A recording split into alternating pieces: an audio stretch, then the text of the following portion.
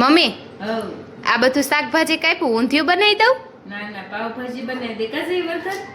પાવભાજી બનાવી ને બેટા આજે તો મારે પાવભાજી બનાવવાની હતી એટલે સૌથી પહેલાં વટાણા ફોલાવર બટેટા કોબી રીંગણું ગાજર લઈ લીધું ને તેને કટિંગ કરી દીધું હતું એટલે ધોઈને તેને મેં બાફા મૂકી દીધું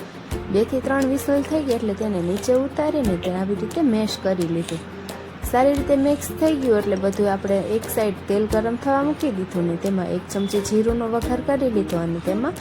આદુ મરચાં અને લસણની પેસ્ટ ઉમેરી તેને થોડીક વાર સુધી સાતળવા દીધું ત્યારબાદ તેમાં આપણે કટિંગ કરેલી ડુંગળી લીલું લસણ એડ કરી અને ફરીવાર તેને સાતળવા મૂકી દીધું હવે તેમાં આપણે જરૂર મુજબ મીઠું અડધી ચમચી હળદર પાવડર અડધી ચમચી ધાણા જીરું પાવડર લઈ લીધું અને તેને ફરીથી મિક્સ કરી લીધું થોડીક વાર બાદ આપણે એમાં કાપેલા ઝીણા ટમેટા એડ કરીને ફરીથી હલાવી લીધું હવે તેમાં તેલ છૂટું પડે ત્યારબાદ આપણે તેમાં થોડોક પાવભાજી મસાલો અને 2 ચમચી જેટલું લાલ મરચું પાવડર એડ કરીને હલાવી લઈશું હવે તેમાં આપણે બાફેલી ભાજી છે તે તેમાં એડ કરી દઈશું તેમાં આપણે ખટાશ માટે અડધું લીંબુનો રસ એડ કરીને થોડીક વાર સુધી પાકવા દઈશું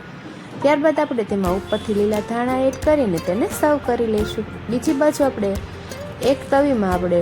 અડધું પાવડું તેલ ગરમ થાય તેમાં હળદર થોડીક ભાજી લીલા ધાણા લઈશું અને પાવને પણ શેકી લઈશું તો કંઈક આવી રીતે બનીને તૈયાર થઈ ગઈ છે મારી પાવભાજી તો ચાલો આપણે મમ્મીને ટેસ્ટ કરાવી દઈએ મમ્મી હવ તમારી પાવભાજી તૈયાર સરસ બનાવી દે થોડી વાર તને ખાવાની છે